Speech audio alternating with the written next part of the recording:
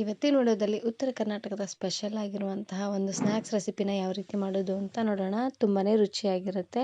ಇದನ್ನು ನೀವು ಸಾಯಂಕಾಲ ಟೀ ಜೊತೆಗೆಲ್ಲ ಸರ್ವ್ ಮಾಡ್ಕೊಳ್ಬೋದು. ಹಾಗಾದರೆ ಬನ್ನಿ ತಡ ಮಾಡದೆ ರೆಸಿಪಿನ ಶುರು ಮಾಡೋಣ. ಇದನ್ನು ಮಾಡಲಿಕ್ಕೆ ಮೊದಲು ನಾನಿಲ್ಲಿ ಒಂದು ಪಾತ್ರೆಗೆ ಸ್ವಲ್ಪ ಎಣ್ಣೆನ ಹಾಕ್ಕೊಳ್ತಾ ಇದ್ದೀನಿ. ಒಂದು 4ರಿಂದ 5 ಚಮಚ ಆಗುವಷ್ಟು ಎಣ್ಣೆನ ಹಾಕ್ಕೊಳ್ಳಿ. ಹಾಗೆಯೇ ಒಂದು ಅರ್ಧ ಚಮಚ ಆಗುವಷ್ಟು ಜೀರಿಗೆ ಮತ್ತು ಸಾಸಿವೆ. ಇದ್ರ ಜೊತೆಗೆ 2 ಒಣಮೆಣಸಿಕಾಯನ್ನ ಈ ರೀತಿಯಾಗಿ ಮುರಿದು ಹಾಕ್ಕೊಳ್ತಾ ಇದ್ದೀನಿ. ಒಣಮೆಣಸಿಕಾಯನ್ನ ಹಾಕ್ಕೊಳ್ಳಿ, ನೋಡೋದಕ್ಕೂ ತುಂಬಾ ಚೆನ್ನಾಗಿರುತ್ತೆ. ಹಾಗೆಯೇ ಇದಕ್ಕೆ ಹಾಕ್ಕೊಳ್ಳಿಕ್ಕೆ ಅಂತ ನಾನಿಲ್ಲಿ ಸ್ವಲ್ಪ ಪುಟಾಣಿ, ಶೇಂಗಾ ಹಾಗೆಯೇ 2ರಿಂದ 3 ಗಡ್ಡೆ ಆಗುವಷ್ಟು ಬೆಳ್ಳುಳ್ಳಿನ ಈ ರೀತಿಯಾಗಿ ಜಜ್ಜಿ ಹಾಕ್ಕೊಳ್ತಾ ಇದ್ದೀನಿ. ಹಾಗೆಯೇ ಒಂದು 2ರಿಂದ 3 ಎಸಳಾಗುವಷ್ಟು ಕರಿಬೇವು ಸೊಪ್ಪನ್ನು ಹಾಕ್ಕೊಳ್ತಾ ಇದ್ದೀನಿ. ಎಲ್ಲವನ್ನು ಹಾಕ್ಕೊಂಡು ಇವಾಗ ಉರಿನ ಪೂರ್ತಿಯಾಗಿ ಲೋ ಫ್ಲೇಮ್ನಲ್ಲೇ ಇಟ್ಟು ಶೇಂಗಾ ಬೀಜ ಹಾಗೆಯೇ ಪುಟಾಣಿ ಎಲ್ಲ ಪೂರ್ತಿಯಾಗಿ ಕೆಂಪಾಗಬೇಕು ನೋಡಿ, ಸ್ವಲ್ಪ ಗರಿ ಗರಿ ಆಗಬೇಕು ನೋಡಿ, ಅಲ್ಲಿವರೆಗೂ ಲೋ ಫ್ಲೇಮ್ನಲ್ಲೇ ಇಟ್ಟು ಈ ರೀತಿಯಾಗಿ ಬಾಡಿಸ್ಕೊಳ್ತಾನೆ ಬೇಯಿಸ್ಕೊಳ್ಬೇಕು. ನಾನು ಇದೇ ರೀತಿ ಬಹಳಷ್ಟು ವೆರೈಟಿ ಆಗಿರುವಂತಹ ಮಂಡಕ್ಕಿ ರೆಸಿಪೀಸ್ನ ಅಪ್ಲೋಡ್ ಮಾಡಿದ್ದೀನಿ. ಒಲೆ ಹಚ್ತೇನೆ ತುಂಬಾ ಈಸಿಯಾಗಿ ಕ್ವಿಕ್ಕಾಗಿ ಮಂಡಕ್ಕಿನ ಯಾವ ರೀತಿ ಮಾಡೋದು ಅಂತ ಆಲ್ರೆಡಿ ವಿಡಿಯೋ ಅಪ್ಲೋಡ್ ಮಾಡಿದ್ದೀನಿ. ವಿಡಿಯೋ ನೋಡಿಲ್ಲ ಅಂದರೆ ಈ ವಿಡಿಯೋ ಕೊನೆಯಲ್ಲಿ ಹಾಕಿರ್ತೀನಿ, ನೋಡಿ ಚೆಕ್ ಮಾಡಿ. ನೋಡಿ ಶೇಂಗಾ ಬೀಜ ಎಲ್ಲ ಈ ರೀತಿಯಾಗಿ ಕೆಂಪಾಗಿ ಹುರಿದಾದ್ಮೇಲೆ ಇದಕ್ಕೆ ನಾನಿಲ್ಲಿ ರುಚಿಗೆ ತಕ್ಕಷ್ಟು ಉಪ್ಪು ಹಾಗೆಯೇ 1.5 ಚಮಚ ಆಗುವಷ್ಟು ಅಚ್ಕಾರದ ಪುಡಿ ಹಾಗೆಯೇ ಒಂದು ಅರ್ಧ ಚಮಚ ಆಗುವಷ್ಟು ಅರಿಶಿನ ಪುಡಿನ ಹಾಕ್ಕೊಳ್ತಾ ಇದ್ದೀನಿ.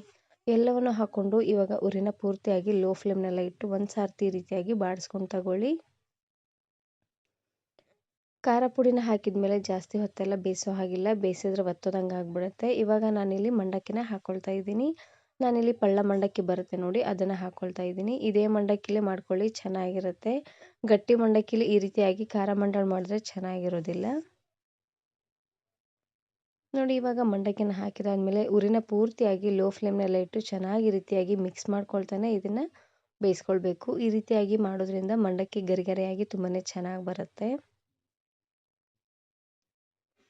ಮಂಡಕ್ಕಿ ಪೂರ್ತಿ ಗರಿ ಗರಿಯಾಗಿದೆ ಅನ್ನೋ ಹಾಗಿದ್ರೆ ಜಸ್ಟ್ ಈ ರೀತಿಯಾಗಿ ಮಿಕ್ಸ್ ಮಾಡಿಟ್ರೆ ಆಯಿತು, ತುಂಬಾ ಚೆನ್ನಾಗಿರುತ್ತೆ. ಮಂಡಕ್ಕಿ ಚಳಿಗೆ ಸ್ವಲ್ಪ ಮೆತ್ತಗಾಗಿದ್ದರೆ ಈ ರೀತಿಯಾಗಿ ಉರಿನ ಲೋ ಫ್ಲೇಮ್ನೆಲ್ಲ ಇಟ್ಟು ಚೆನ್ನಾಗಿ ಮಿಕ್ಸ್ ಮಾಡ್ಕೊಳ್ತಾನೆ ಇದನ್ನು ಬಿಸಿ ಮಾಡ್ಕೊಳ್ಳಿ, ಗರಿ ಗರಿಯಾಗಿ ತುಂಬಾ ಚೆನ್ನಾಗಿ ಬರುತ್ತೆ.